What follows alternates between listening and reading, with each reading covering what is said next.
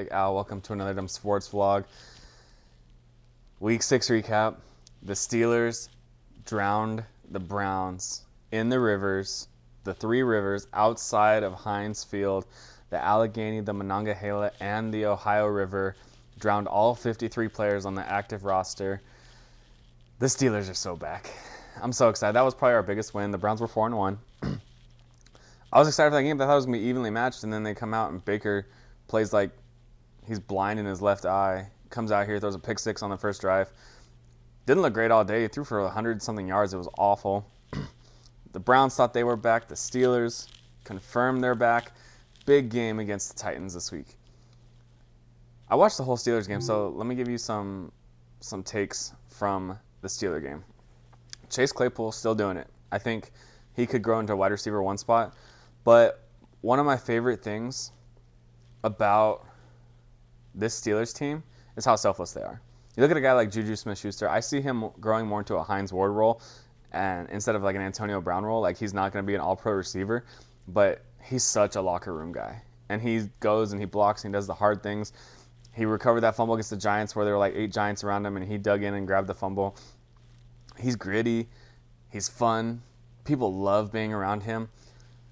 Juju Smith is going to be the next Hines Ward of the Pittsburgh Steelers. He's going to go to a couple more All-Star games. He's never going to be Antonio Brown, and that's a good thing. Because Juju goes out and he celebrates with Chase Claypool. He celebrates with James Washington. He'll go out, and he picked up James Washington after he scored a 30-yard touchdown. Just swung him around on his shoulders. That's the teammate everyone wants to have. That's the teammate that Ben Roethlisberger looks at as the vet of the team. He looks down and he's like, this guy's keeping the morale of the team as a 23-year-old. He's not even the oldest receiver. Our receivers are 24, 24, 23, 23, and 22, I think. Our receivers are super young. But, I mean, Juju's holding it down, man. Juju gets 0 stats. His best game, I think he had against the Giants was like 66 yards and 2 touchdowns. But yardage-wise, that's not great for a receiver. But he's doing things that are like leadership things at 23 years old. He came in the league at like 20. Remember, he was the youngest player in the league. I love Juju. I have his jersey. We need to extend him. Steelers drown the Browns in the Three Rivers. All right. Next game, talked about Steelers-Titans. The Titans literally ran through the Texans. Derrick Henry, 200-plus yards, 42 fantasy points, something ridiculous. This game is going to be huge this week. You got the Titans, who have an insane run game, insane Derrick Henry, and you have the Steelers, who have an impressive defense, run defense. Was it the Browns had one of the best run offenses, and we held them to like 47 yards rushing or something crazy. The Steelers defense, I am so excited to watch this game. This game's being nationally televised on CBS. I looked at the little CBS map to make sure that they were going to play it in California, or I was going to have to pirate it. And when I looked at the map, the whole country was red. It looked like a politician. I don't know. It looked like the map where they show like, oh, California's a blue state, Texas is a red state. They looked at the map, and the whole country was red. And there was one little part that was green, and it was Ohio. And I was like, that's weird they're not showing the Steelers game in Ohio. The Browns are playing the Bengals. So the state of Ohio has to watch the Browns and the Bengals over the Steelers and the Titans. 2 5-0 teams. Unstoppable force in Derrick Henry meets an immovable object, the Steelers defense. This is going to be one of the best games of the young season. This determines if we're for real or not. If the Steelers lose, I mean, it's not the end of the world. We have the Ravens next week. That's the game I want to win. I want to win both, obviously, but I would rather beat the Ravens and lose to the Titans if I could have it that way. Titans is a big game. They're 5-0. We're 5-0. Let's do it. A lot of power rankings have us at number 1. I still don't think we're number 1. I think the Chiefs are number 1. I think we're better than the Ravens, I think, and we'll determine that next week. But, man, Steelers-Titans, what a game. And it's 10 a.m. They flexed the Cardinals-Seahawks into the night game. Should have flexed the Titans-Steelers into the night game. The Sunday night football game. All right, no more Steelers. I talked about it for 4.5 minutes. I'm sorry. I was right about the Falcons revenge game. And this always happens. Like, I need to start betting on these games. After a coach gets fired, that team will win that game. When the Jets fire Adam Gase, like they fired Le'Veon Bell, they will win their first game.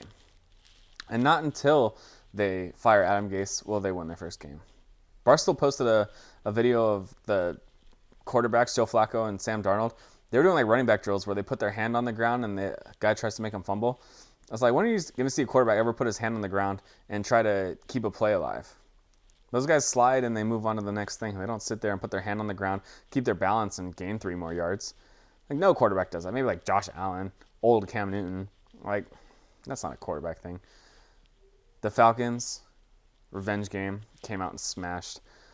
Broncos field goaled their way to freaking victory over the Patriots. 6 field goals by Brandon McManus. Insane. He was on all 3 of my fantasy benches. I picked up Young Hoku last week, and I like Young Hoku because he plays in a dome. I like McManus more because freaking he plays in Mile High and he kicks 60-yard bombs. But Belichick didn't do his Belichick thing. And what is his Belichick thing? Bill Belichick takes the best player of the other team out of the game. And what did he not do? He didn't think about how to get in the kicker's head. Brandon McManus is the best player on the Broncos. With Von Miller out, Jarrell Casey out, Drew Lock barely coming back. Who's the best player on that team? Brandon McManus. Like, the kicker is the best player. It's like Justin Tucker is one of the best players on the Ravens. Not the best because they got NFL MVP now, but they didn't take the kicker out of the game. How do you take the kicker out of the game? I don't know. Call a timeout before every field goal. Ice him. I don't know where they at. New England? That's probably not super cold yet. Ice the kicker. Do it. Try something. If anybody can do anything to get in a kicker's head, I guarantee it's Bill Belichick. If they play again, they're going to have to do that next year or playoffs, whatever. Broncos aren't making the playoffs. Lied. Next year.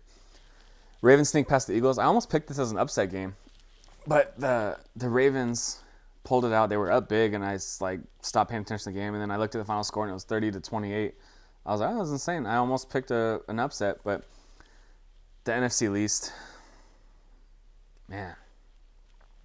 The Cowboys are still winning that division at 2-4. The Eagles and the Giants are playing right now. It's almost halftime. The Eagles are up 10-7. What a flipping snooze fest this is. It's the same night as the debates, too. The NFL probably looked at it as like, oh, they got the debate on a Thursday. What's the worst game I can put on a Thursday?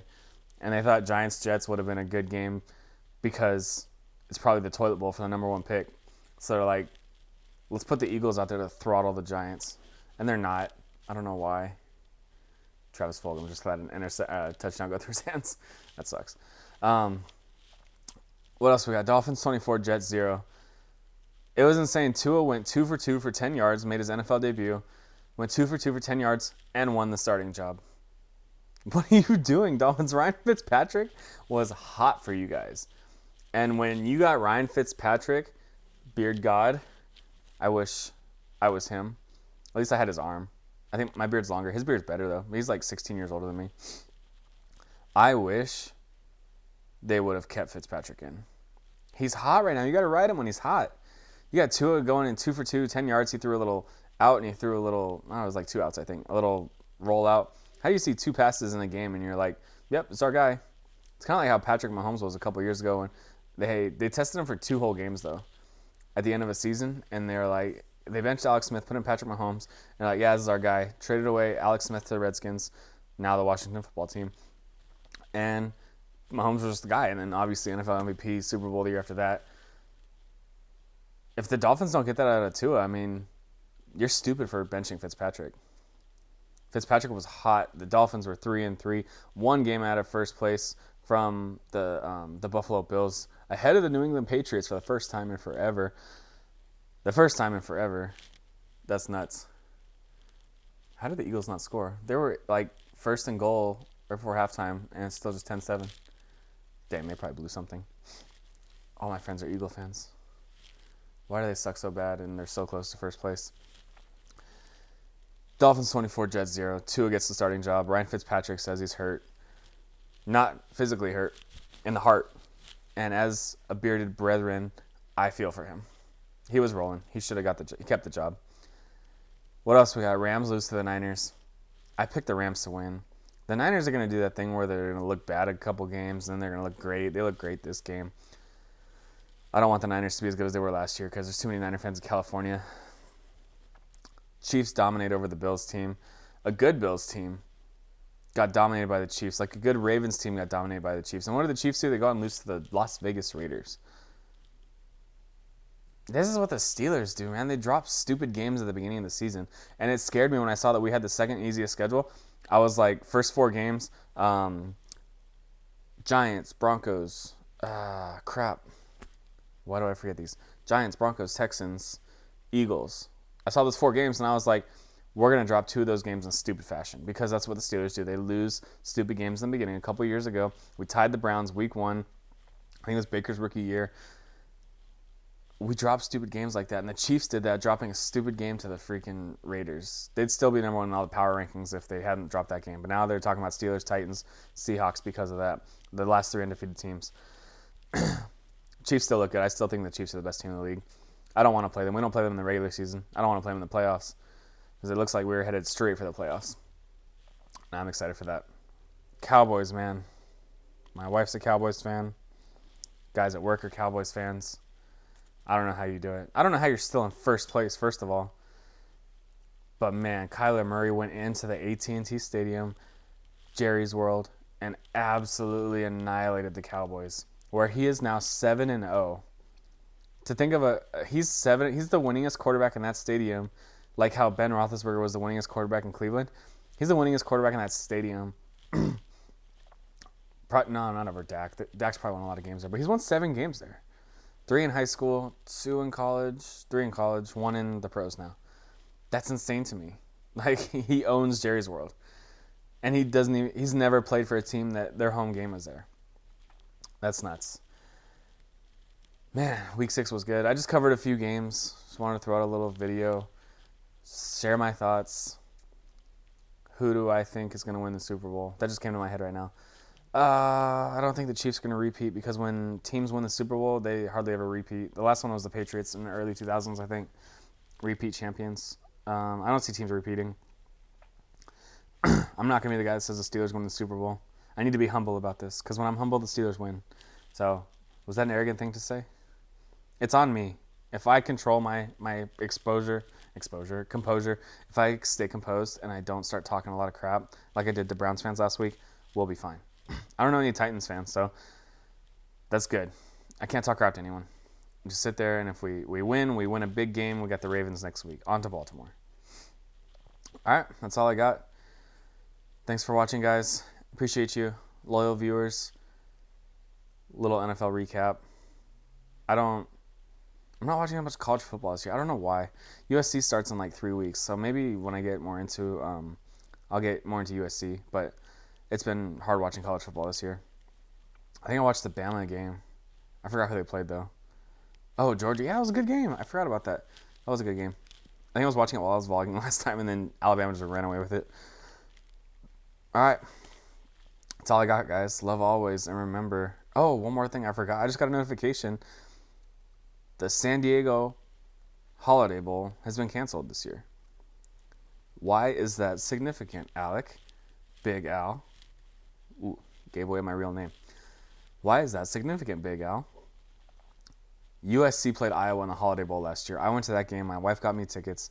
That game is why I hate Iowa. That game has sentimental value to me because that is where I loathed the state of Iowa. Because at that halftime of that game, when we were down by 1 score, it was a close game. It was a shootout. I went into the bathroom and I tweeted that, what was it? I forgot.